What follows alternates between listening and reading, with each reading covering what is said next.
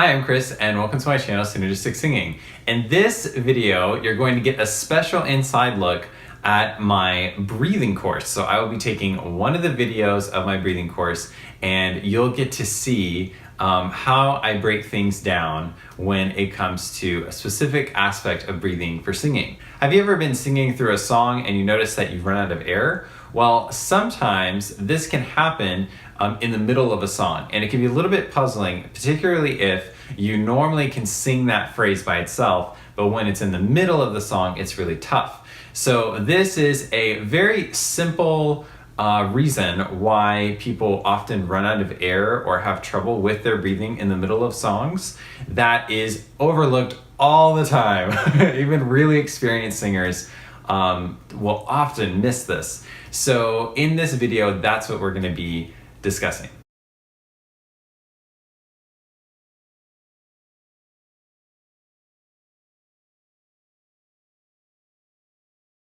Today, let's talk about overfilling and underfilling with air. This is such a basic, obvious seeming thing, but actually I went years in my singing without ever realizing this. And it's really common for even really experienced singers to not notice this particular phenomenon when they're singing a song. So if you've ever sung a phrase by itself and it's really easy, but then you find that it's really tough in the middle of a song, this could be one of the reasons why. So first we're going to start with underfilling. So if you don't take in full enough inhales between your phrases in your song, then you will progressively be singing on less and less and less air, and of course that's going to make your singing much more difficult. So let's feel what that's like. So what you're going to do is you will exhale, and then you're going to hold your breath. And you're not going to let any air in, and then you'll exhale again. So let me go over those steps one more time. You exhale, you hold your breath, you let no air enter back in, and then you keep exhaling and hold your breath again. And the cycle will continue. So let's see what that looks like. So here we go, breathing out.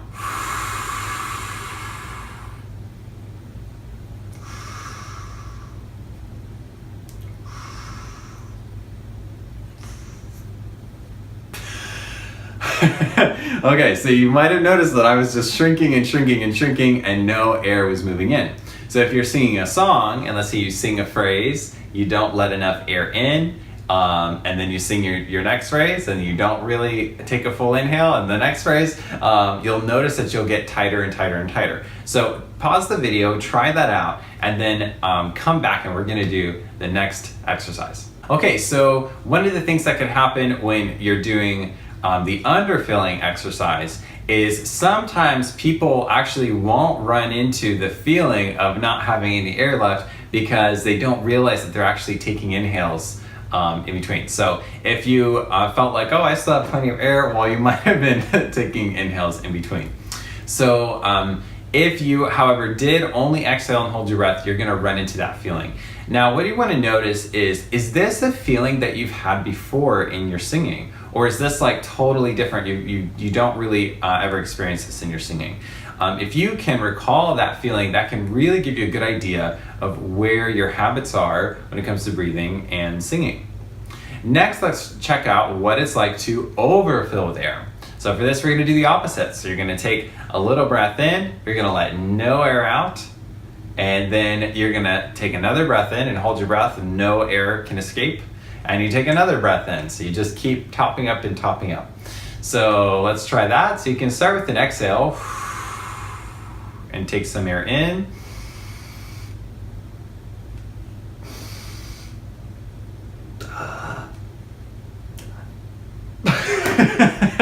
So you'll kind of notice that I was really overfilling with air, and it was like I was so full of air I was gonna like pop, and I felt a lot of pressure in my throat, and of course I really ramped this up and I made it really big so it was easy to see on camera what was happening. But sometimes we can have that and we don't see anything on the outside, we just feel a little too much pressure on the inside.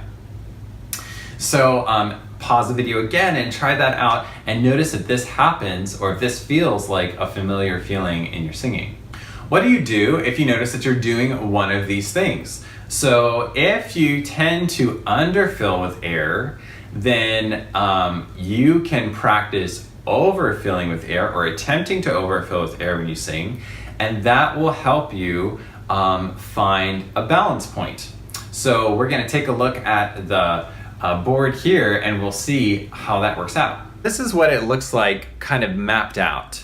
So with overfilling, let's say your first inhale is right at 100%, and we'll say that this 100% is just where you feel like you have enough air to sing your phrase, but you're not overstuffed, but you're not like underfilled either. You're just the right amount of air to last your phrase, but also comfortably hold it back. So then you sing your phrase. Here's your inhale, here's your exhale. So you sung your phrase, and of course we sing on the exhale.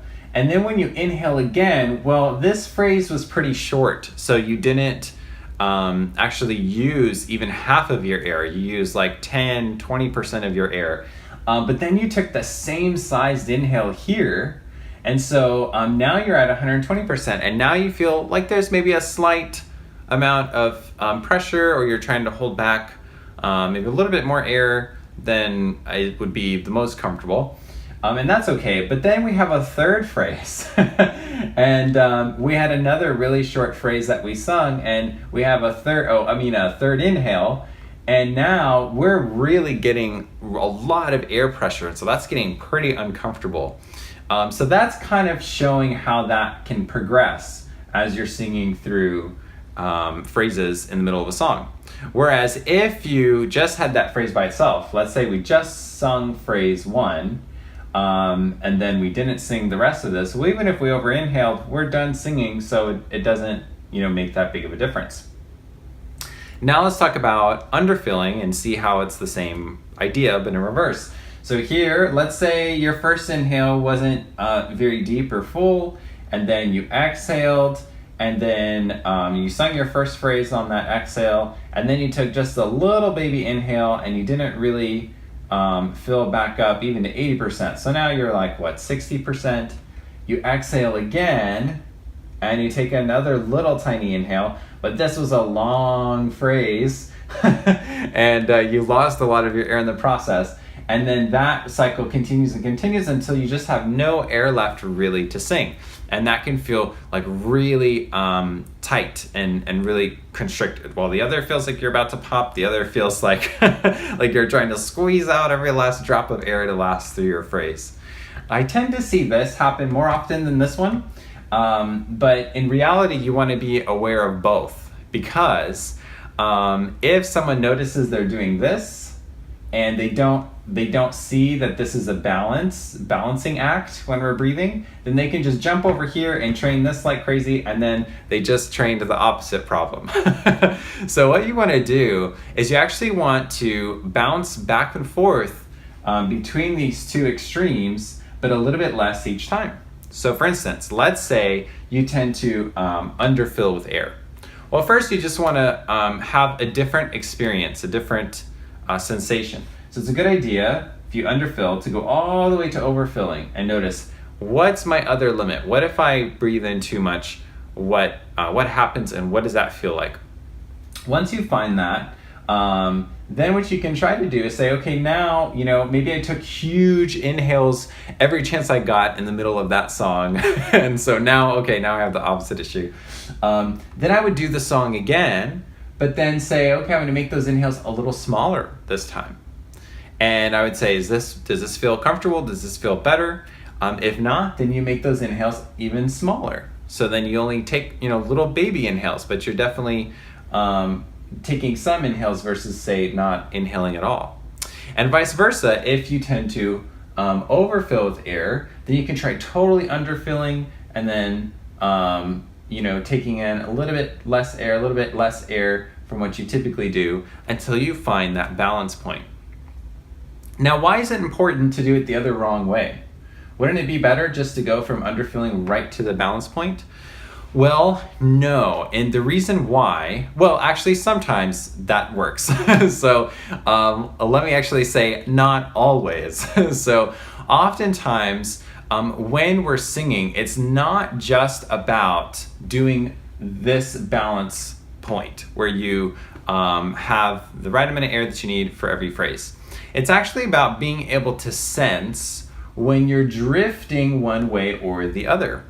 And for a lot of people, they can't actually tell that. And so the way you're able to tell is by first going extreme, so it's very obvious, and then getting more and more and more subtle.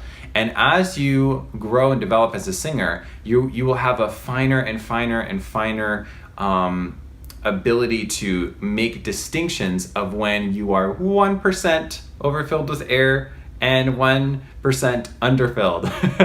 And that balance point will get better and better and better as you go.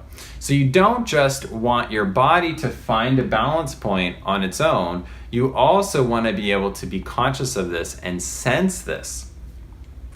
Now, it's not just useful for, say, developing your skill, but it's also useful when emotions come into play. So if you're really nervous, you might do something that you normally don't do. So maybe when you're normally singing your song, you tend to be at a balance point, but today you're singing in front of 3,000 people and you're freaking out and you're shaking in your boots. And so now, you're underfilling. Well, if you haven't trained being able to sense that, then if this happens, you may not even know what's happening. You may not even realize that you're not taking any air in. And so then it's so much harder, of course, to do anything about it. But if you've practiced this, then when this starts to happen, you can sense it.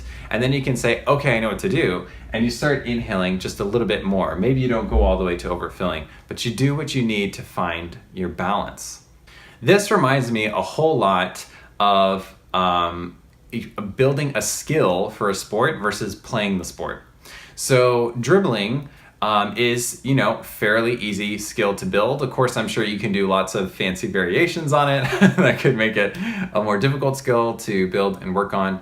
But dribbling in the middle of a basketball game is a whole other thing. It's the ability to keep dribbling the ball despite people, pushing you aside and having to make shots and having to defend and do all kinds of different stuff and go all over the court in all these different positions and different speeds.